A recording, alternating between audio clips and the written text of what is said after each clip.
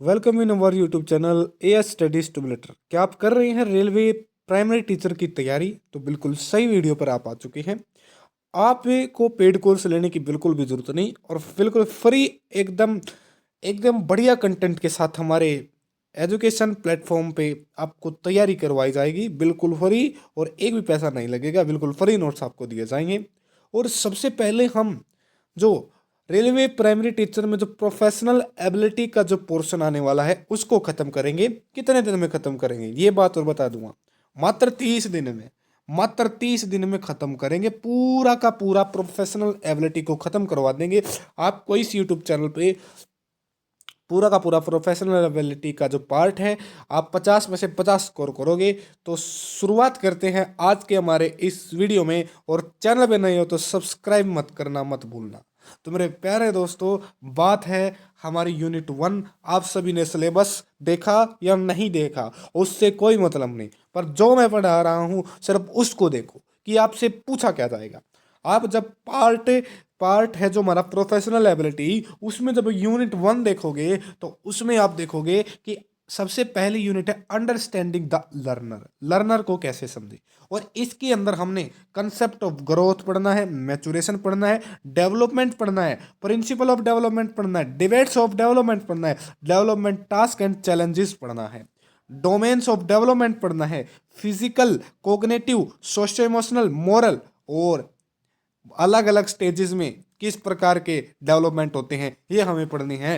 Understanding adolescence needs, challenges, implication, design, instructional support, समझ गए, ये पढ़ना है। Role of primary and secondary socialization agency in ensuring home school continuity. तो मेरे प्यारे दोस्तों, आज की इस वीडियो में हम क्या कवर करेंगे? आज की इस वीडियो में हम ये दो टॉपिक खत्म करेंगे। और आप ये मत समझना कि सिर्फ दो टॉपिक, ये दो टॉपिक बहुत बड़े बड़े हैं। आपको जब देखोगे ना लगेंगे छोटे छोटे, अरे ये क्या है, ये तो छोटे छोटे हैं, आसानी से कवर हो जाएंगे। नहीं, इनमें बहुत टाइम लगेगा। और मैं इस तरीके से कंटेंट लेकर आया हूं कि आपका एक भी क्वेश्चन गलत ना हो। ठीक है, 50 में 50 स्कोर, 50 में से 50 स्कोर। और इनके प्रीवियस ईयर क्वेश्चन की प्रैक्टिस भी आप हमारे यूट्यूब चैनल पर देखोगे। तो शुरुआत करते हैं और पढ़ते हैं। सबसे पहले हम पढ़ने क्या वाले हैं उसके बारे में समझते हैं। ठीक, तो चलते हैं। सबसे पहले हम ये देखेंगे कि हम ग्रोथ एंड डेवलपमेंट को पढ़ेंगे। ग्रोथ एंड डेवलपमेंट हमारा टॉपिक है। सबसे पहले हमें पढ़ना होगा कि बाल मनोविज्ञान और बाल विकास में अंतर क्या है। अरे बाल मनोविज्ञान किससे बना है? बाल प्लस मनोविज्ञान से बना है। ठीक है, मतलब कि मनोविज्ञान क्या है? मन या व्यवहार को जानना। ठीक है, इसे बाल मनोविज्ञान कहते हैं। क्या कहते हैं? बाल मनोविज्ञान कहते हैं। उसके बाद हम पढ़ेंगे बाल विकास। क्या पढ़ेंगे? बाल विकास। बाल मनोविज्ञान का विस्तृत रूप ही बाल विकास है। ठीक है, अगर आपको बाल मनोविज्ञान को पढ़ना है तो एक छोटी सी वीडियो में बना दूंगा, उसमें इसको आत्मा का विज्ञान है, परमात्मा का विज्ञान है, व्यवहार का विज्ञान, पता नहीं क्या क्या कहा है। तो उस वीडियो को भी आप जरूर देखना। फिलहाल हम इनको कवर कर रहे हैं। ठीक है, आगे चलते हैं। चाइल्ड साइकोलॉजी और चाइल्ड डेवलपमेंट में क्या अंतर है? चाइल्ड साइकोलॉजी वातावरण पर इतना ध्यान नहीं देता, कम ध्यान दे है, पर जो चाइल्ड डेवलपमेंट है वो वातावरणीय प्रभाव पर विशेष रूप से ध्यान देता है। विकास व्यवहार या विषय वस्तु पर विशेष ध्यान देता है। मतलब मनोविज्ञान ना व्यवहार पर ध्यान देवा है, क्योंकि मन का विज्ञान है, व्यवहार पर तो ध्यान देवाएगी। और जबकि चाइल्ड डेवलपमेंट किस पर ध्यान देता है? चाइल्ड डेवलपमेंट किस पे ध्यान देता है? ये विकास की प्रक्रिया, उरी की काटो, विकास की प्रक्रिया पर बल देता है, विकास की प्रक्रिया पर। आई बात समझ में? ये गर्भावस्था से बाल्यावस्था तक हमें पढ़ना होता है। गर्भावस्था से बाल्यावस्था तक अध्ययन करते हैं, जबकि इसमें गर्भावस्था से किशोरावस्था तक अध्ययन किया जाता है। आई बात समझ? सिर्फ इतना ही समझना था। अब उसके बाद हमारा टॉपिक क्या था? हमारा टॉपिक था ग्रोथ एंड डेवलपमेंट। ये थोड़ा सा इंट्रोडक्शन, थोड़ा सा शुरुआत से करी है। अब देखेंगे growth and development. Growth and development से सबसे पढ़ने से पहले हम ये देखेंगे कि जो चाइल्ड डेवलपमेंट है ये हमें पढ़ना क्यों है, ये हमारे लिए आवश्यक क्यों है, क्यों जरूरी है हमें ये पढ़ना? क्यों? नंबर लेने के लिए नहीं, ये बहुत जरूरी है। जरूरी इसलिए है क्योंकि यह बालक की अंडरस्टैंडिंग द इंडिविजुअल डिफरेंस, हमें बालक अलग अलग होते हैं, मतलब हर बच्चा सेम नहीं होता, ठीक है। हर एक बालक की अपनी अपनी गति से सीखता है, अलग अलग विभिन्नताएं मिलती हैं, उन्हें कहा जाता है individual difference. Understanding the learner and the learning process, learner की अधिगमकर्ता की लर्निंग प्रोसेस समझने के लिए जरूरी है। अंडरस्टैंडिंग डेवलपमेंट कैरेक्टरिस्टिक, विकासात्मक विशेषताएं, बच्चे की विकासात्मक विशेषताएं समझने में सहायक है। Understanding effective method of teaching, effective method of teaching, बच्चे के लिए क्या रहेगा, कौन सा मेथड इफेक्टिव है, उसको जानने के लिए आवश्यक है। कैरिकुलम डिजाइन, कैरिकुलम कंस्ट्रक्शन कह लो, मतलब पाठ्यक्रम बनाने के लिए सहायक है, पाठ्यक्रम बनाने के लिए सहायक है, ठीक है। नॉलेज ऑफ मेंटल हेल्थ, बच्चे की मानसिक स्वास्थ्य का ज्ञान जानने के लिए सहायक है। चाइल्ड डेवलपमेंट एंड प्ले, ठीक है, चाहे बालक के विकास को जानने के लिए, ठीक है। और उसके प्ले मतलब किस मेथड से प्ले से खेलेगा, खेल खेल द्वारा सीखेगा और किसी और द्वारा। यूज इंस्ट्रक्शन टेक्नोलॉजी, पढ़ाते वक्त कौन सी इंस्ट्रक्शनल टेक्नोलॉजी का प्रयोग करना है उसको जानने में भी हमारा ये मदद करता है। आइए पढ़ते हैं ग्रोथ एंड डेवलपमेंट क्या होता है। ग्रोथ एंड डेवलपमेंट हमारा होता क्या है, इस चीज को सबसे पहले हम एक बार देखेंगे। मेरे प्यारे दोस्तों, सबसे पहले हम ग्रोथ को अच्छी तरह से देखेंगे।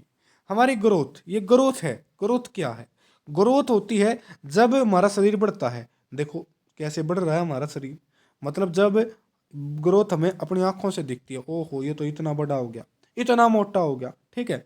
मतलब ग्रोथ तो बाह्य होती है, बाह्य मतलब शारीरिक संरचना में वृद्धि, हमारे शरीर की शारीरिक संरचना या आकार बढ़ना ही क्या कहलाता है भाई, वृद्धि कहलाता है, ठीक है। आगे चलेंगे, वृद्धि का स्वरूप बाह्य होता है। देखो बाह्य होता है वृद्धि का स्वरूप, वृद्धि कुछ समय के बाद रुक जाती है, उदाहरण की तरफ लंबाई चौड़ाई का रुकना, ठीक है। आगे चलेंगे, वृद्धि क्रम अनुसार नहीं चलती, उदाहरण के कभी हमारा लंबाई बढ़ती है तो कभी हमारा शरीर बढ़ता है, मतलब वृद्धि का कोई क्रम नहीं होता। वृद्धि का मापन कर सकते हैं, उदाहरण हमारा भार बढ़ गया, लंबाई बढ़ गई, उन्हें नाप सके हैं। वृद्धि केवल परिणात्मक होती है, परिणात्मक मतलब 2 किलो, 2 किलो वेट बढ़ गया, 6 फुट हाइट होगी, मतलब क्वांटिटी बताओगे भाई इतनी क्वांटिटी है भाई, ठीक है। वृद्धि होने से विकास भी हो सकता है और नहीं भी, उदाहरण जब कोई आदमी मोटा होता जा रहा है तो उसकी वृद्धि हो रही है, परंतु ये जरूरी नहीं कि उसका क्रियात्मक विकास भी बढ़े, मतलब कि वो उसका बौद्धिक विकास भी और सामाजिक विकास भी हो, ये जरूरी नहीं है, समझिए, ठीक है। अब हम विकास पढ़ेंगे। विकास क्या, जब हमारे मानसिक सामाजिक स्वेगात्मक तथा बौद्धिक पक्षों में परिपक्वता आती है तो उसे हम विकास कहते हैं। विकास का स्वरूप आंतरिक और बाह्य दोनों होता है, विकास का स्वरूप आंतरिक और बाह्य होता है, जैसे कि मस्तिष्क को बांटा गया, ठीक है। विकास जीवन भर चलता है, विकास जीवन भर चलता है, रुकता नहीं है, गर्भ से कबर तक, वूम से टॉम तक हमारा चलता है। विकास निश्चित क्रिया में होता है, उदाहरण हमें अपना जितना विकास करना होता है उतना हो जाता है, मानसिक विकास सामाजिक विकास जितना चाहोगे उतना होगा, जैसे जितना आप समाज में घुलो मिलोगे उतना ही आपका सोशल डेवलपमेंट सामाजिक विकास होगा, जितने ही आप अपना अध्ययन करोगे, अनुभवों से अपने ज्ञान को प्राप्त करोगे तो उतना ही आपका बौद्धिक विकास होगा, उतना ही आपका बौद्धिक विकास होगा। आई बात समझ में, आगे चलेंगे। भाई चैनल पे जो भी नया है चैनल को सब्सक्राइब जरूर करेगा, बिल्कुल आपको फ्री और पेड कोर्स से भी अच्छा कंटेंट प्रोवाइड करवाया जा रहा है। विकास का हम सीधे सीधे मापन नहीं कर सकते, उदाहरण हम सामाजिक विकास नैतिक विकास का मापन नहीं कर सकते, हम केवल मानसिक विकास का, क्योंकि मानसिक विकास संबंधित होता है बुद्धि से, और बुद्धि को किस में मापा जाता है, बुद्धि को मापा जाता है आईक्यू में, तो इसका मापन हम कर सकते हैं।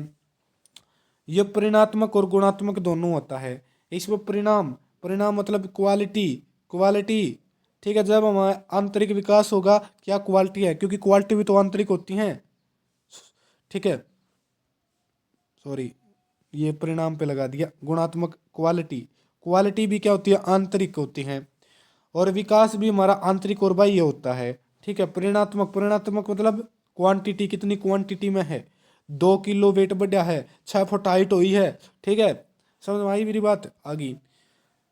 विकास वृद्धि के बिना संभव है, विकास वृद्धि के बिना संभव है, क्योंकि कुछ व्यक्तियों का आकार ऊंचाई भार नहीं बढ़ता, परंतु उनमें नैतिक विकास, सामाजिक विकास, बौद्धिक विकास अवश्य ही होता है।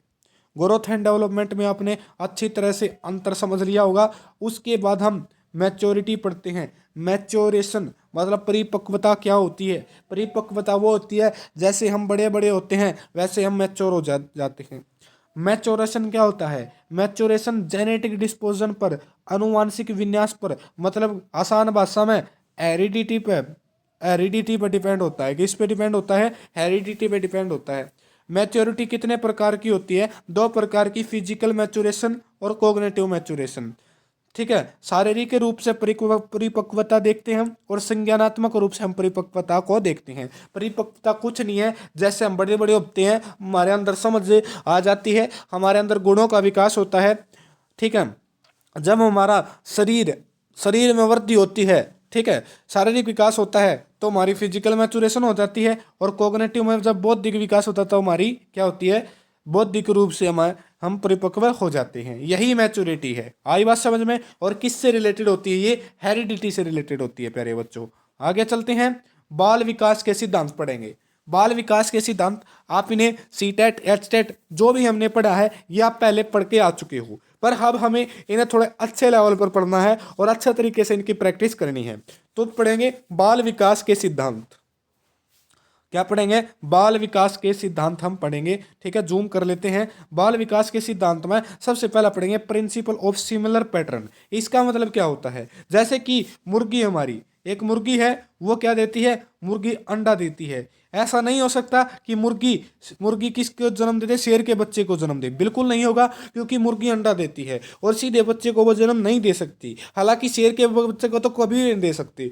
तो आई बात समझ में? मतलब भी अपनी जाति में एक अपनी जाति हो अगर जीवों की, उसमें एक समान पैटर्न को फॉलो करते हैं। आई बात समझ में? आगे चलते हैं। प्रिंसिपल ऑफ डायरेक्शन, विकास की दिशा दो प्रकार की दिशाएं हम पढ़ते हैं, सिफेलोकोडल और प्रोक्सिमोडिस्टल। सिफेलोकोडल जैसे सी तो याद आ जाएगा सिर से लेकर पैर तक होती है स्पेलोकोडल। और प्रोक्सिमोडिस्टल क्या होती है? मध्य से लेकर बाह्य तक विकास होता है। आई बात समझ में? ठीक है, आगे चलते हैं। अब हम देखते हैं principle of general to specific response, सामान्य से विशिष्ट क्रियाओं का सिद्धांत। इसके अंदर पढ़ेंगे हमारा विकास सदैव सामान्य से विशिष्ट क्रियाओं की ओर चलता है। मतलब कि पहले बच्चा सामान्य क्रियाएं सीखता है और बाद में बच्चा विशिष्ट क्रियाएं सीखता है। मतलब कठिन टास्क, हार्ड टास्क सीखता है। सबसे पहले इजी करता है और फिर बाद में हार्ड टास्क। जैसे कि सबसे पहला उठता है भाई, फिर वो थोड़ा सा देखो खड़ा होने की कोशिश करता है, फिर बैठता है और फिर चलता है, फिर बाद में दौड़ता है। आई बात समझ में? आगे चलते हैं। प्रिंसिपल ऑफ कंटिन्यूटी, विकास निरंतर चलता रहता है, बिल्कुल निरंतर चलता रहता है विकास। आई बात समझ में? विकास क्या होता है? निरंतर चलता रहता है, समझ में? जीवन पर्यंत चलता रहता है, समझे? आगे बढ़ते हैं अगली स्लाइड पर। जो हमारा विकास है उसका पूर्व अनुमान लगाया जा सकता है।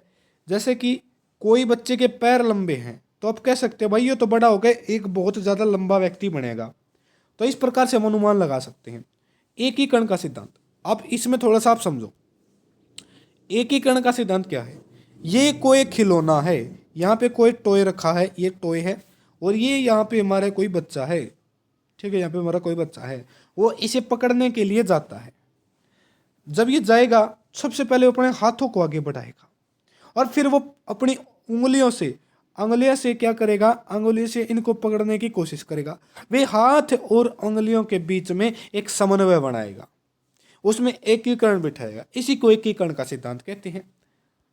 आगे चलते हैं। अगला सिद्धांत है principle of spiral versus linear spiral. विकास की गति कभी तेज कभी धीमी होती है।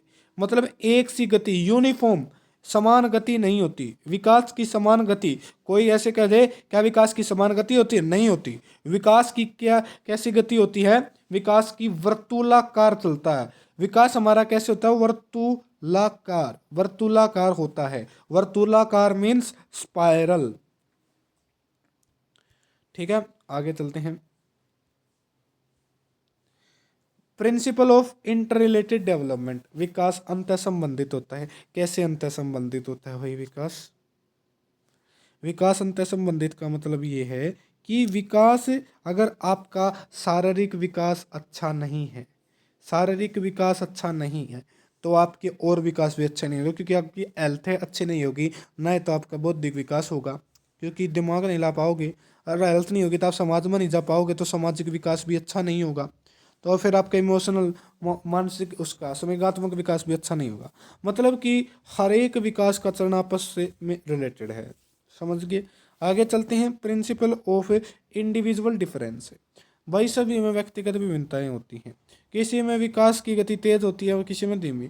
कोई आदमी नीचा होता है, कोई लंबा होता है, कोई बीच का होता है, कोई मोटा होता है, कोई थोड़ा मोटा होता है, किसी के पैर लंबे होते हैं, किसी आंख बड़ी होती है। और ठीक है, मतलब कि हर एक में व्यक्तिगत विभिन्नता पाई जाती है। इंटेलिजेंस, मोटिवेशन, इंटरेस्ट अलग अलग होता है। विकास की प्रक्रिया में कल्चरल डाइवर्सिटी होती है, कल्चरल डाइवर्सिटी भी देखी जाती है। बच्चों में विकास में individual difference, heredity and environment की पारस्परिकता डिपेंड करती है। मतलब कि हेरिडिटी से और वातावरणीय प्रभाव से व्यक्तिगत विभिन्नताएं आती हैं, समझे? अच्छा, तो समझ गए कि डेवलपमेंट कैसे होता है। डेवलपमेंट हमारा होता है हेरिडिटी और इन्वायरमेंट से। आया समझ में? आ गया। अब हमने क्या पढ़ा? अभी तक हमने इसके प्रिंसिपल ऑफ डेवलपमेंट कर दिए, ग्रोथ एंड डेवलपमेंट हमने कर लिया, मैच्योरिटी भी हमने पढ़ ली, ठीक है। अब हम पढ़ेंगे डोमेन्स ऑफ डेवलपमेंट। अब हम क्या पढ़ेंगे? Domains of development, domains of development. Domains कौन कौन से होते हैं? एक तो फिजिकल होता है, एक सोशल होता है, एक इमोशनल होता है, और एक हमारा लैंग्वेज डेवलपमेंट होता है, एक हमारा मोरल डेवलपमेंट होता है। ये इतने होते हैं, पर इनको हम पढ़े कैसेंगे? हम इन विकास को अलग अलग स्टेजेस के दौरान पढ़ेंगे और उनको याद रखना है, क्योंकि इसमें बहुत कंफ्यूजन होती है और इसे मैं ट्रिक से आपको याद कराने की कोशिश करूंगा, ठीक है। तो चलते हैं हमारे टॉपिक की ओर। डोमेन्स ऑफ डेवलपमेंट क्या पढ़ेंगे? डोमेन्स ऑफ डेवलपमेंट हम पढ़ेंगे। अब देखते हैं सबसे पहले हम शैशवावस्था में देखेंगे। शैशवावस्था में सबसे पहले हम फिजिकल डेवलपमेंट, यहाँ पे लिखा नहीं, फिजिकल डेवलपमेंट पढ़ेंगे। उसके बाद हम इसमें लैंग्वेज और मोरल लैंग्वेज डेवलपमेंट पढ़ेंगे। उसके बाद हम इमोशनल एंड सोशल डेवलपमेंट पढ़ेंगे, ठीक है। उसके बाद अगली स्टेज आ जाएगी। सबसे पहले हम इन्फेंसी स्टेजेस। मेरे को ऐसा लग रहा है कि सबसे पहले आपको स्टेजेस पढ़ा दी जाए, ठीक है। इन सभी की स्टेजेस पढ़ा दी जाए, तभी आप इसको आसानी से समझोगे। तो सबसे पहले इस टॉपिक से पहले आप क्या देखो, इस टॉपिक से पहले आप स्टेजेस देख लेते हैं, डेवलपमेंटल स्टेजेस देख लेते हैं। उसके बाद इस टॉपिक को समझेंगे तो बहुत अच्छा, आसानी से ये समझ में आ जाएगा। तो स्टेजेस देख लेते हैं। बाल विकास की अवस्थाएं, ये थोड़ा सा एक मिनट शॉर्ट में लेके आया हूँ, क्योंकि हमने बाद में अब पूरी तरह से पढ़नी तो है ही। देखिए, बाल विकास की अवस्थाएं सबसे पहले होती है हमारी प्रीनेटाल स्टेज, प्रसव पूर्व। मतलब कि जो 9 महीने आपको आपकी माँ जो पेट में रखती हैं वे, मतलब कि 280 दिन, कितने 280 दिन, 10 दिन फालतू ही मान के चलो, ठीक है। यह अवस्था माता के गर्भधान से ही शुरू हो जाती है।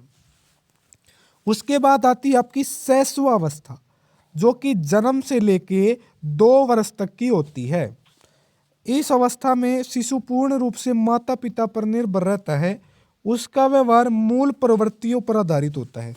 मूल प्रवृत्तियों का अर्थ क्या होता है कि कभी बच्चा रोने लग जाता है, हंसने लग जाता है, इस अवस्था में तेज शारीरिक मानसिक विकास होता है। इस अवस्था में तेज शारीरिक मानसिक विकास होता है और इसमें मोरालिटी का क्या होता है, अभाव होता है। इस अवस्था में मोरालिटी का क्या होता है बेटा, अभाव होता है। आगे चलते हैं। उसके बाद देखते हैं हम पूर्व बाल्यावस्था। पूर्व बाल्यावस्था इसके अंतर्गत क्या होता है, इसके अंतर्गत 2 से 6 साल तक की ये एज होती है पूर्व बाल्यावस्था की, क्योंकि चाइल्डहुड को 2 भागों में बांटा है। किसमें, एक तो अर्ली चाइल्डहुड और एक तो लेटर चाइल्डहुड। अर्ली चाइल्डहुड और लेटर चाइल्डहुड, आई बात समझ में? ठीक है, सबसे पहला अर्ली चाइल्डहुड। अर्ली चाइल्डहुड होता है, वैसे पूरा का पूरा चाइल्डहुड का जो स्टेज होती है ना चाइल्डहुड की, वो हमारी 2 से लेके 12 तक होती है। फिर इसको 2 भागों में बांट दिया, एक तो अर्ली चाइल्डहुड और एक लेटर चाइल्डहुड। अर्ली 2 से लेकर 6 तक और लेटर चाइल्डहुड 6 से लेकर 12 तक। आई बात समझ में? आगे देखते हैं। सबसे पहली स्टेज है अर्ली चाइल्डहुड। अर्ली चाइल्डहुड 2 से लेकर 6 तक की है। अर्ली चाइल्डहुड में बच्चा नकल करके सीखेगा। 2 से 6 साल का बालक क्यों कर सीखेगा, नकल करके, नकल करके। और उसमें क्या होगी, बहुत सारी जिज्ञासा होगी हर एक चीज़ को जानने के लिए। बच्चा खिलौनों के साथ खेलेगा तो उसे टॉयज कहा जाता है। भाषा सीखने के लिए सेंसिटिव पीरियड होता है। भाषा सीखने के लिए सेंसिटिव पीरियड 2 से 6 साल तक का। इस अवस्था में बच्चा कल्पनाशीलता वाले गेम्स में एक्टिव रहता है। कौन से गेम में? कल्पनाशीलता वाले गेम्स में बच्चा क्या रहता है, एक्टिव होता है। बच्चा अनुकरण करके इमिटेशन से सीखता है। जिज्ञासा होती है, टॉयज होती है। भाषा अर्जन के लिए सेंसिटिव पीरियड होता है। और इस अवस्था में बच्चा कल्पनाशीलता वाले गेम्स खेलता है। उसके बाद आती है लेटर चाइल्डहुड। लेटर चाइल्डहुड की अवस्था 6 से लेके 12 तक की होती है। लेटर चाइल्डहुड की अवस्था 6 से लेके 12 तक की होती है। ठीक है, इसमें बच्चा लॉजिकल थिंकिंग करता है। ये स्कूल जाने के लिए आरंभिक स्कूल एज होती है। गंदी अवस्था जिसे गैंग एज बोला जाता है, गैंग एज बोलते हैं इसे, गैंग एज बोलते हैं। सफुर्ती की अवस्था या स्मार्ट एज भी इसे कहा जाता है। खेलों की अवस्था गेम एज कहा जाता है। इस अवस्था में संग्रहण करने की, कलेक्ट करने की, चीज़ों को स्टोर करने की प्रवृत्ति होती है। गैंग की अवस्था होती है, समूह में रहता है, बच्चा टोली में रहता है। जीवन का अनोखा काल। ठीक है, लेटर चाइल्डहुड को क्या बोला गया है, लेटर चाइल्डहुड को बेटा जीवन का अनोखा काल बोला है। क्या बोला इसको, जीवन का अनोखा काल बोला जाता है। आया समझ में? आगे चलते हैं। उसके बाद आती है हमारी किशोरावस्था, 12 से लेके 18 तक। कौन सी अवस्था है हमारी? अवस्था हमारी है किशोरावस्था। किशोरावस्था जो कि 12 से लेकर 18 साल तक होती है। एडोलसेंसिस को बोला जाता है। जीवन का सबसे कठिन काल इसे माना जाता है। तनाव, आंधी तूफान में उलझन की अवस्था। और ये अवस्था किसने कही थी? ये अवस्था कही थी स्टेनली हॉल ने। किसने कही थी? स्टेनली हॉल ने। स्टेनली हॉल ने यह बात कही थी। विषम लिंगी आकर्षण होता है, मतलब कि मेल है फीमेल की तरफ आकर्षित होती हैं, फीमेल मेल की तरफ आकर्षित होती हैं। इस अवस्था में स्वर्ण काल, गोल्डन एज कहा जाता है। हीरो वर्शिप की पूजा, क्योंकि आप देखते हैं कि आप इसमें किसी को अपना आदर्श बना देते हैं। जैसे कि अपना आदर्श आपने अक्षय कुमार को बना लिया, भगत सिंह को बना लिया, कोई कोई नेताओं को, कोई कोई अपने क्रांतिकारियों को आदर्श बना लेता है, और कोई कोई एक्टर को। इस अवस्था में बच्चे एब्स्ट्रैक्ट थिंकिंग क्या होती है कि कोई चीज़ सामने नहीं है फिर भी उसके बारे में सोचना, एब्स्ट्रैक्ट थिंकिंग करता है। ठीक है, ये हमारी स्टेजेस थी। अब इनमें डोमेन्स ऑफ डेवलपमेंट देखते हैं, हर एक स्टेज में क्या डोमेन्स ऑफ डेवलपमेंट होंगे। क्या पढ़ेंगे? Domains of development. Domains of development अब हमारा टॉपिक होने वाला है। ठीक है, पेन का कलर चेंज कर लेते हैं, ना यही रहने देते हैं, नहीं तो। डोमेन्स ऑफ डेवलपमेंट अब हम पढ़ने वाले हैं अलग अलग स्टेजेस में। सबसे पहले हम पढ़ेंगे इन्फेंसी। इन्फेंसी होती है जन्म से लेकर हमारी 2 वर्ष तक इन्फेंसी होती है। सबसे देखो, जो 2 से 3 महीने का पीरियड होता है, ये चीज़ें ध्यान रखने योग्य हैं। जब 2 से 3 महीने का पीरियड होता है तो बच्चा सिर को स्थिर रखना, वह उठना, हाथ पैर फेंकना सीखता है। ठीक है, 2 से 3 महीने का बच्चा क्या करता है कि अपना सिर को स्थिर रखेगा, सिर को स्थिर रखना सीखेगा, और वह उठेगा और हाथ पैर फेंकेगा। 4 महीने का बच्चा रोलिंग ओवर करता है, मतलब वो है चारों ओर, ऐसे याद रखो कि 4 महीने का मतलब चारों ओर रोल रोल करता रहता है, मतलब गोल गोल गोल गोल गोल लोटा लोटा घूमता रहता है। 4 से 5 महीने का बच्चा पूरे हाथ से खिलौने उठाने लगता है। 4 से 5 महीने का बच्चा पूरे हाथ से खिलौने। 6 महीने का बच्चा बिना किसी सहायता से बैठना आता है, 6 महीने का। ठीक है, 6 महीने का बच्चा बिना किसी सहायता से क्या होता है, बैठ जाता है। 7 से 10 महीने का बच्चा रेंगना ट्रैवलिंग करना शुरू करता है। 7 से 10 महीने का बच्चा, आई बात समझ में? रेंगना 7 से 10 महीने का बच्चा। 2 से 3 महीने का बच्चा क्या करेगा, बच्चा सिर को स्थिर रखेगा। 4 महीने का चारों तरफ क्या करेगा, रोलिंग करेगा, रोलिंग ओवर करता है। और 4 से 5 महीने का बच्चा क्या करता है, 4 से 5 महीने का बच्चा पूरे हाथ से खिलौने उठाता है। 6 महीने का बच्चा बिना किसी सहायता से बैठना।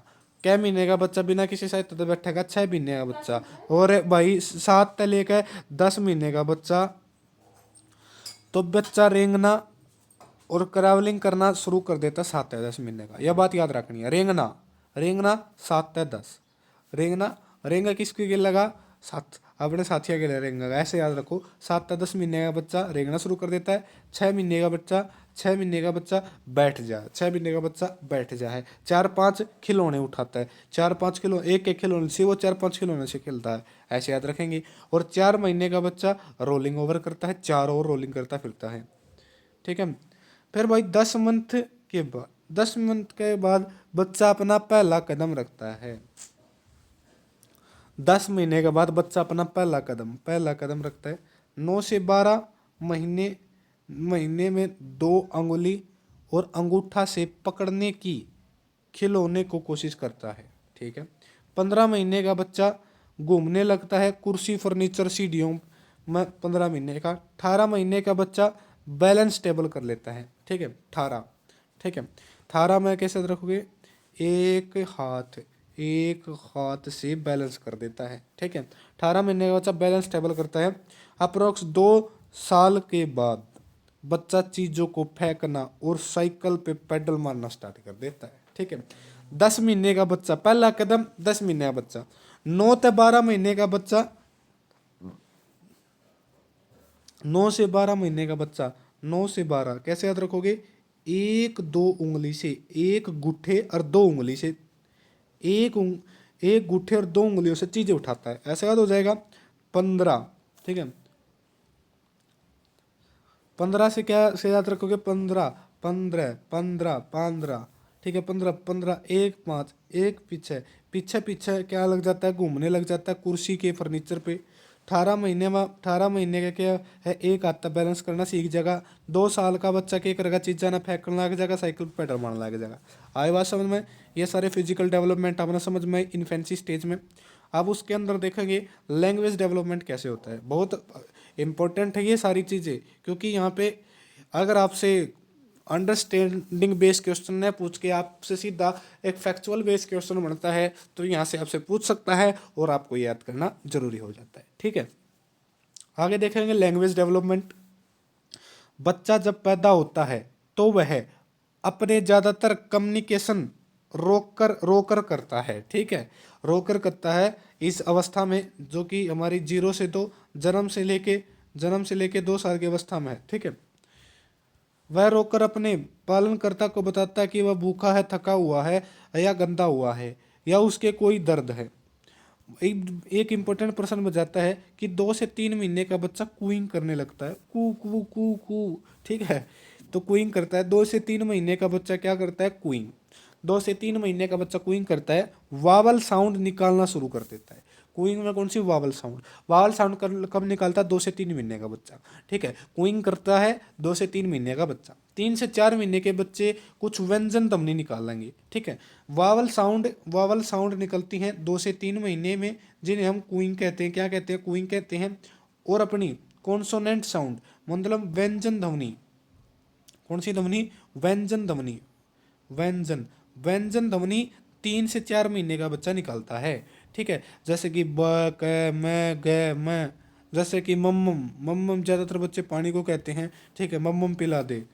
आगे देखेंगे 4 महीने का के आसपास बच्चा स्वर और व्यंजन ध्वनियों को मिलाकर कुछ अजीब ध्वनि निकालता है, जैसे कि गागा, आफू, तथा बच्चा अपने ओठ और मुंह पर नियंत्रण करना शुरू कर देता है कुछ शब्दों का प्रयोग के द्वारा। ठीक है, मतलब कि 2 से 3 महीने का बच्चा वावल साउंड जैसे कि क्विंग, फिर 3 से 4 महीने का बच्चा क्या व्यंजन साउंड, और 4 महीने के बाद वावल मतलब कि स्वर प्लस व्यंजन ध्वनियाँ निकालता है। 4 महीने के बाद स्वर प्लस व्यंजन ध्वनियाँ निकालता है। स्वर प्लस व्यंजन, स्वर प्लस व्यंजन ध्वनियाँ निकालता है। 5 महीने मसल, मसल सॉरी मसल कहूँ म्यूजिकल साउंड। 5 महीने का भी बच्चा क्या है, 5 महीने का बच्चा म्यूजिकल साउंड निकालता है, स्पीच पैटर्न सीख लेता है। 6 महीने का बच्चा बैबलिंग, बच्चा बैबलिंग कब करता है, 6 महीने की अवस्था में। बच्चा बैबलिंग मतलब बड़बड़ाना, बच्चा बैबलिंग कब करता है, 6 महीने की अवस्था में। 7 महीने का बच्चा आवाज़ों की नकल करता है। 7 महीने का मतलब सात सात आवाज़ों की नकल करता है। बैबलिंग 6 महीने का बच्चा, और 7 महीने का बच्चा आवाज़ों की नकल करता है। आई बात समझ में? आगे आगे चलते हैं। ठीक है, माता पिता जो बोलते हैं उनकी नकल करता है, खासकर जानवरों की आवाज़ जैसे गाय की आवाज़ मो मो, इनकी नकल करता है।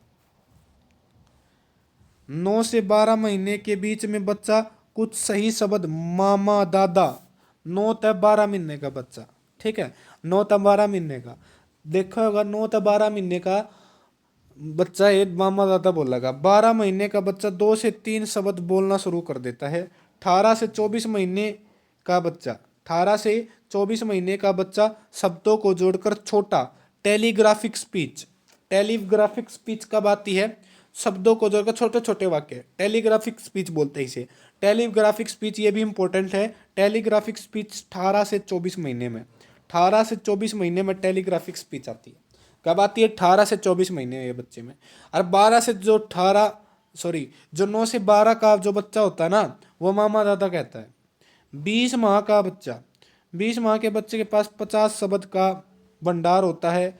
24 माह के बच्चे के पास 100 शब्द का, 20 माह के बच्चे के पास 50 का भंडार होता है, और 24 महीने के बच्चे के पास 100 शब्दों का भंडार होता है। कितने का, 100 शब्दों का। और टेलीग्राफिक स्पीच 18 था 24 में। ठीक है, 12 महीने का बच्चा, 12 महीने 2 जमा में 3, 2 से 3 शब्द बोलना शुरू करता है। क्या इस बात को आपने आई समझ में? हमने लैंग्वेज डेवलपमेंट समझ लिया। हाँ, अब इसमें हम देखेंगे इमोशनल एंड सोशल डेवलपमेंट। ठीक है, emotional and social development infancy के दौरान 2 से 3 महीने में सोशल समाइल तो 2 या 3 महीने में होगी। ठीक है, 4 महीने में अचानक आ सका। ठीक है, 4 महीने में कुकर आ सका, चारों ओर देख के, चारों ओर देख के हा, इसी तरह नहीं आ सका, मतलब समाइल करेगा सही तरह आ सका। 2 से 6 महीने के माह, 2 से 6 माह की आयु में नवजात बच्चा अपनी अन्य फीलिंग्स जैसे गुस्सा, सैड, डर आदि को दिखाना शुरू कर देता है। 2 से 6, ठीक है, 2 से 6। 5 से 6 महीने का, 5 से 6 महीने के बच्चे में babies begins to exhibit stranger anxiety. 5 से 6 महीने का बच्चा है ना, तब है ना अनजान व्यक्तियों से डरेगा। 5 से 6 महीने का बच्चा अपने घर के तो नहीं डरेगा, पर अनजान व्यक्तियों से डर लगेगा 5 से 6 महीने के बच्चे को। आई बात समझ में? 5 से 6 महीने का बच्चा, ठीक है, 5 से 5 क्यों डरेगा? क्योंकि कदम उसके पीछे, पी मतलब 5 6 6, 5 से 6 महीने का बच्चा तो डरेगा कदम मेरे पीछे तो नहीं लग जाओ। ठीक है, जाए तो डरेगा, क्योंकि छोटे बच्चे कदम तो तुम इसकी गाल खींच देते हो, कभी वो खींच देते हो, तो डर तो लगेगा उसे। ठीक है, 2 से 3 महीने का बच्चा सोशल स्माइल, 4 महीने का अचानक हंसना शुरू कर देता है। 2 से 6, 2 से 6 महीने तक गुस्सा, दुख, स्ट्रेंजर दिखाना शुरू करेगा। ठीक है, 5 6 महीने का बच्चा स्ट्रेंजर आता है, उसने डर लगेगा। 8 से 10 माह का बच्चा माता पिता या करीबी से अलग होने के कारण परेशान हो सकता है। यह बच्चा बहुत ज़्यादा इमोशनल होते हैं और वह पल में हंस जाते हैं और पल में ही गुस्सा हो जाते हैं। ठीक है, 8 से 10 महीने का बच्चा माता पिता के साथ ही रोएगा, माता पिता के हाथ में हाथ डाल के उनके साथ 10 करेगा, मतलब 10 वो नहीं कहते पंजाबी में हो कि हाले 10 दे, मतलब उनके साथ बातचीत करेगा, उनके साथ ही रोएगा। 1 वर्ष का बच्चा जलन की भावना आती है, 1 वर्ष के बच्चे में जलन की भावना होती है। ठीक है, जलन की भावना 1 वर्ष के बच्चे में, 2 वर्ष के बच्चे में फेक इमोशन आती है बच्चे में। 2 वर्ष का जब बच्चा हो जाता है ना, तब उसके अंदर फेक इमोशन आ जाते हैं। ठीक है, अगर वीडियो अच्छी लग रही हो तो चैनल को सब्सक्राइब किए बिना नहीं जाना। ठीक है, आगे चलेंगे अर्ली चाइल्डहुड, जो कि 2 से 6 वर्ष तक की अवस्था है। और इसमें सबसे पहले इंटेलेक्चुअल डेवलपमेंट देखेंगे, क्योंकि इससे पहले की अवस्था में इंटेलेक्चुअल डेवलपमेंट हमारा होता नहीं है इतना। फिर भी हम पूर्व बाल्यावस्था से इंटेलेक्चुअल डेवलपमेंट देखेंगे। इंटेलेक्चुअल डेवलपमेंट बौद्धिक विकास देखेंगे। पहले हम देखेंगे जो अर्ली चाइल्डहुड है, ये 2 से 6 वर्ष तक की अवस्था होती है। 2 से 6 वर्ष तक की अवस्था होती है अर्ली चाइल्डहुड। ठीक है, ठीक है। 6 वर्ष की उम्र, 6 वर्ष की उम्र तक बच्चा आकार, आकृति, कलर और समय, दूरी आदि का बोध विकसित हो जाता है। समझ में आई? इस अवस्था में बच्चे को आकृति, रंग, रूप आदि का बोध हो जाता है। 6 वर्ष तक बच्चे में याददाश्त बहुत धीमी गति से बढ़ती है, बच्चा रटकर याद करना सीखता है। जब 2 से 6 साल का बच्चा होता है ना, इसमें याददाश्त थोड़ी सी धीमी होती है और बच्चा रटकर करा करता है। बच्चे में क्रिएटिविटी विकसित होती है और इमेजिनेशन बढ़नी शुरू होती है। याद तक क्रिएटिविटी विकसित होगी और हमारी कल्पनाशीलता भी बढ़ेगी। मूर्त सामग्रियों के संबंध में चिंतन और तर्क विकसित होता है। जो सामने चीजें रखी है ना, उनको देख के तर्क विकसित होता है।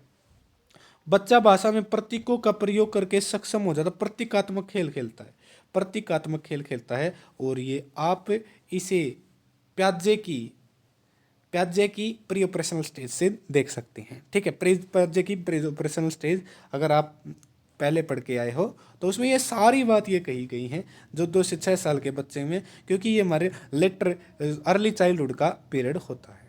ठीक है, the span of potential increase 7 minute to 20 minute, interest exploring environment, मतलब 7 मिनट से लेके 20 मिनट तक वह किसी वस्तु पर अपना इंटरेस्ट दिखा सकता है। बच्चा अपने वातावरण के बारे में प्रश्न पूछना शुरू कर देता है, क्योंकि मैंने बताई नहीं, इस अवस्था या जिज्ञासा, ये इसमें बच्चे को बहुत एक क्यूरोसिटी होती है इस अवस्था में। आइए समझ में आ गई। अब देखेंगे कि इस अवस्था में सोशल डेवलपमेंट किस प्रकार होता है। बच्चा अपने और अपने वातावरण के प्रति ट्रस्ट और अविश्वास की समझ विकसित करता है। विश्वास और अविश्वास की समझ विकसित करता है। बच्चे में परियों की कहानियां, जानवरों की कहानी में रुचि लेता, परियों की, जानवरों की कहानियों में रुचि लेता। दोनों लिंगों के बच्चे बिना किसी भेदभाव के एक साथ खेलते हैं तथा वे सक्रियता समूह खेलों में भाग लेते हैं, जैसे लुका छिपी का खेल खेलना। बच्चा अपने क्रियाओं की सामाजिक मान्यता चाहता है, अपने क्रियाओं की सामाजिक मान्यता चाहता है। खेल की स्थितियों में लड़कियां लड़कों की अपेक्षा अधिक प्रभावी होती है। खेल की स्थितियों में लड़कियां लड़कों से अधिक प्रभावी होती है। 2 से 6 साल की अवस्था अर्ली चाइल्डहुड, जिसे हम पूर्व बाल्यावस्था कहते हैं। आई बात समझ में? अच्छा, इस अवस्था में क्या था भाई, ट्रस्ट और मिसट्रस्ट की समझ होती है। परियों की कहानी सीखता है। बच्चा क्या करता है, इसमें बच्चा क्या होता है, दोनों लिंग आपस में, चाहे वे लड़कियां हों या लड़के हों, आपस में ना भेदभाव के साथ खेलते हैं। ठीक है, और बच्चा अपनी क्रियाओं की सामाजिक मान्यता चाहता है। आए बात समझ में? आगे चलते हैं। अब हम देखेंगे लेटर चाइल्डहुड। लेटर चाइल्डहुड 6 से लेके 12 तक का होता है। लेटर चाइल्डहुड 6 से लेके 12 तक का होता है। और इसमें बौद्धिक विकास 6 से 12 की आयु के दौरान बौद्धिक विकास नहीं मिलेगा। बच्चे उनके बाहर के संसार के बीच स्पष्ट भेदभाव करना शुरू कर देते हैं और वह अपने वातावरण में वास्तविकता खोजते हैं। वातावरण में रियलिटी वास्तविकता खोजते हैं। मतलब इसमें क्या है, लॉजिकल थिंकिंग आ जाएगी, इसमें इमेजिनेशन बहुत अच्छी हो जाएगी इस अवस्था में आके। सूचनाओं को ग्रहण करने की उत्सुकता बहुत अधिक रहती है। लर्निंग मेमोरी अधिक सक्षम होती है, क्योंकि बच्चा औपचारिक विद्यालय शिक्षा ग्रहण करता है। ठीक है, क्या है, औपचारिक विद्यालय शिक्षा ग्रहण करता है। और जो हमारी लेटर चाइल्डहुड थी ना, यह भाषा सीखने तक ना बहुत प्रभावी स्टेज थी। विज्ञान की कहानियां में इंटरेस्ट लेता है। कल्पनाशील स्थान are given preference over other place, मतलब कल्पनाशील इतनी तगड़ी हो जाएगी इस अवस्था में आ गए। साहस और बहादुरी बढ़ जाती है, चीज़ों को करने में बच्चे का साहस दिखाते हैं। 12 वर्ष की आयु तक प्रारंभिक काल्पनिक अनुपस्थिति इनिशियल इमेजिनरी एब्सेंट हो जाती है। इनिशियल इमेजिनरी एब्सेंट कौन सी स्टेज में हो जाती है? इनिशियल जो इमेजिनली जो इनिशियल जो प्रारंभिक रूप से इमेजिनेशन हुआ करती, कुछ कुछ सोचा करता, वह थोड़ी सी वो हो जाए, एब्सेंट हो जाए। समझ गए? सोशल डेवलपमेंट क्या होगा इस अवस्था में? वह समय है जब बच्चे उनके अपने लिंग वालों के साथ ही समूह बनाते हैं। मतलब टोली में रहना शुरू करेगा, गैंग एज होती है, पर अपने अपने लिंग में। ठीक है, सामाजिकरण का एक महत्वपूर्ण अंग होता है, इसमें सामाजिकरण बहुत अच्छा होता है। Later childhood is the period of the peak unruliness in school. यह घर और विद्यालय में अव्यवस्था के चरमोत्कर्ष का समय है। घर और विद्यालय में अव्यवस्था का चरमोत्कर्ष है। ठीक है, कंप्लेंट्स ऑफ डिसओबीडियंस आज्ञा का उल्लंघन are highest percentage during this period. इस पीरियड में आज्ञा का उल्लंघन बहुत देखने को मिला। देखते नहीं, जो 6 से 12 साल के बालक हैं वो किसी काम न करते नहीं, किसी ने अगर आप उन्हें होमवर्क भी दे दो तो वह जब भी नहीं करके लाते। मतलब डिसओबीडियंस की यह स्टेज है। मोरल डेवलपमेंट क्या होता है? मोरल डेवलपमेंट में तो इसमें क्या होता है, व्यक्ति का आजीविक बनावट, चरित्र और विकास निम्नलिखित कारकों पर निर्भर करता है। मोरल डेवलपमेंट भाई ये बहुत सी चीज़ों पे क्या करता है भाई, डिपेंड करता है आपका मोरल डेवलपमेंट। व्यक्ति की आजीविक बनावट, भौतिक वातावरण पर, सामाजिक प्रभाव कैसा है, सांस्कृतिक संपदा कैसी है, शारीरिक एवं मानसिक स्वास्थ्य कैसा है, और समुदाय में नियम का कानून कैसा है। इस पर ही हमारा मोरल डेवलपमेंट क्या करेगा, डिपेंड करेगा। ठीक है, उसकी आगे की स्टेज है एडोलसेंस। आगे की स्टेज कौन सी है? एडोलसेंस है। सामाजिक और आर्थिक स्तर पर भी डिपेंड करेगा। अनुभूति के समय पौष्टिकता का मूल्य, मतलब न्यूट्रिशन पर भी डिपेंड करेगा अपना वो। सचेत प्रशिक्षण, माइंड ट्रेनिंग, बड़े सदस्यों द्वारा गाइड, ये सारे के सारे हमारे क्या है, मोरल डेवलपमेंट को क्या करते हैं, प्रभावित करते हैं। ठीक है प्यारे दोस्तों, अब जो अगली स्टेज है हमारी किशोरावस्था। किशोरावस्था, जो ये किशोरावस्था स्टेज है, इसको हम पढ़ेंगे जब हम इस टॉपिक में आएंगे, इसमें हम ध्यान से पढ़ेंगे। अब हमने आपको इतनी स्टेजेस बता दी हैं। ठीक है, और किशोरावस्था मैंने मोटी मोटी पहले उसमें बता भी दी है, पर जो अच्छे तरीके से जो सही ढंग से पढ़ेंगे हम इस पॉइंट में किशोरावस्था को पढ़ेंगे। समझ में आया? अच्छा, अब हम देखेंगे हमने क्या क्या क्लियर कर लिया है। Physical, cognitive, social, emotional, moral भी देख लिया है। अब देखेंगे हम डिबेट्स रह गया है हमारा। क्या रह गया? डिबेट्स ऑफ डेवलपमेंट, ये हमारा रह चुका है, और डेवलपमेंटल टास्क भी रह चुके हैं। ठीक है, सबसे पहले हम देखेंगे डेवलपमेंटल टास्क। डेवलपमेंटल टास्क को हम देखेंगे, और जो डिबेट्स का टॉपिक है वो हम नेक्स्ट वीडियो में करेंगे। और हमारा ये इस वीडियो का लास्ट टॉपिक है डेवलपमेंट टास्क। ठीक है,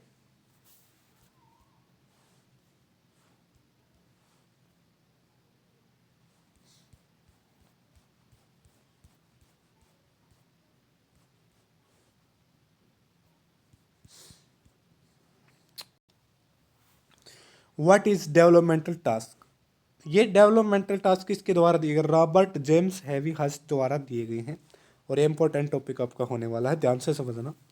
उन्होंने लिखा, एक विकासात्मक कार्य व्यक्ति की आवश्यकता और सामाजिक मांग के बीच का मार्ग है। एक सक्रिय शिक्षार्थी के एक सक्रिय सामाजिक वातावरण की अंत्य क्रिया करता है। A developmental task is a midway between individual need and social demand. ये एक बीच का रास्ता है, किसके बीच का?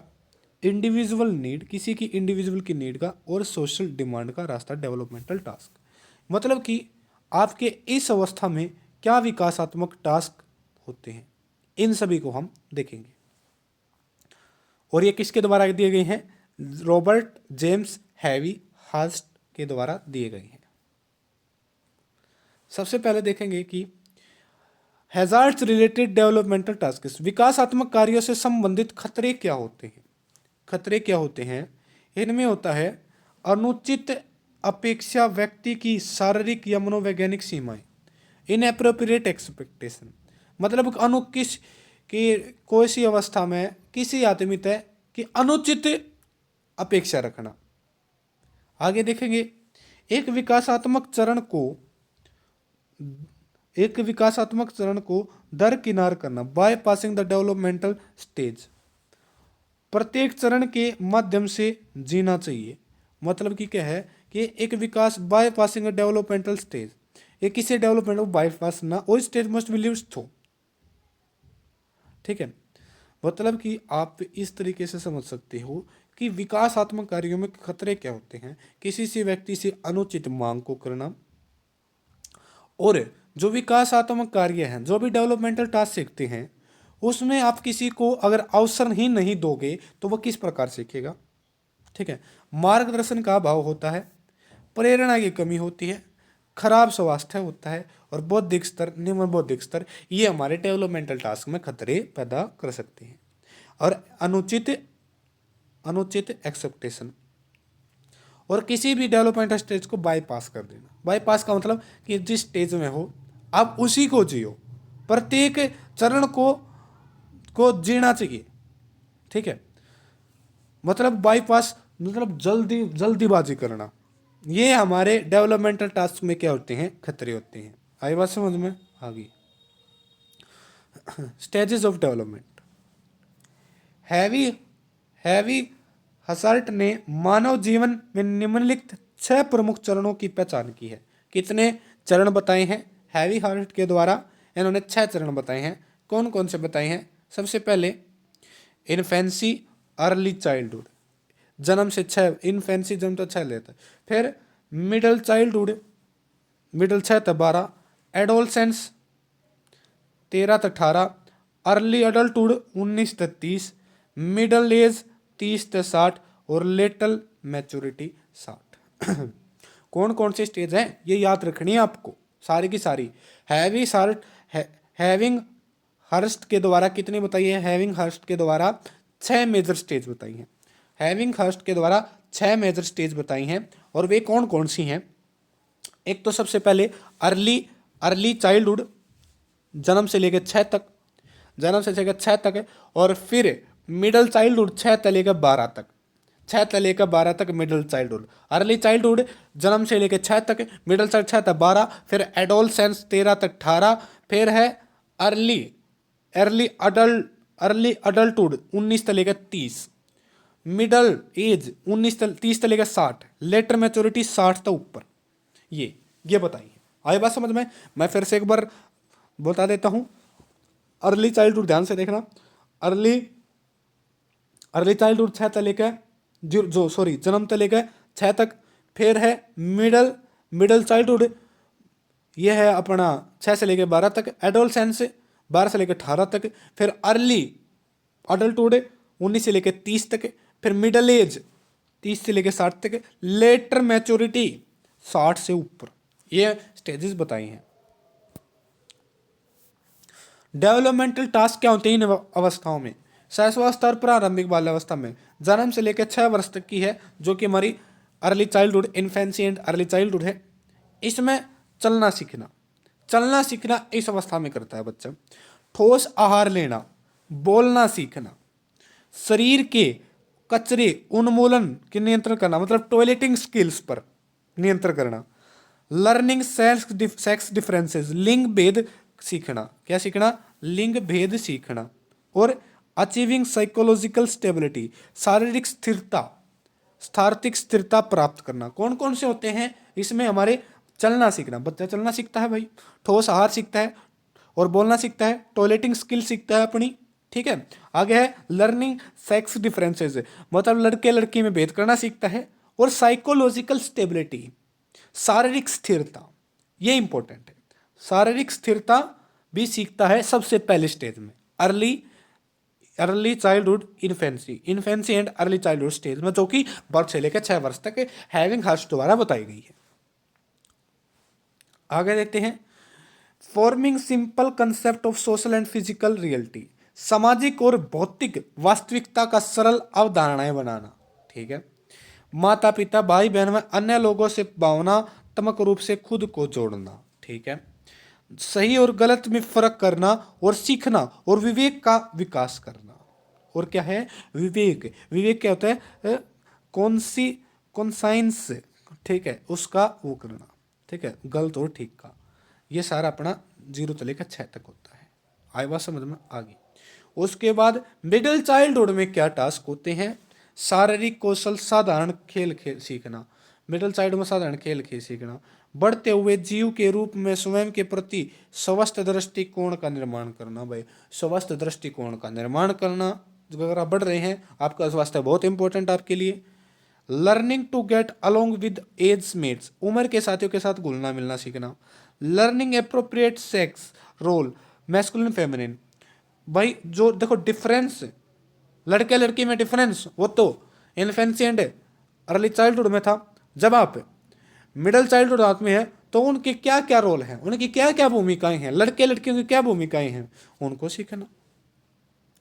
Developing fundamental skill reading writing and calculating, reading की, राइटिंग की, कैलकुलेटिंग की स्किल हमारी मिडिल चाइल्डहुड में आती है। दैनिक जीवन के लिए आवश्यक अवधारणाओं का विकास करना, दैनिक जीवन के लिए आवश्यक अवधारणा का विकास करना।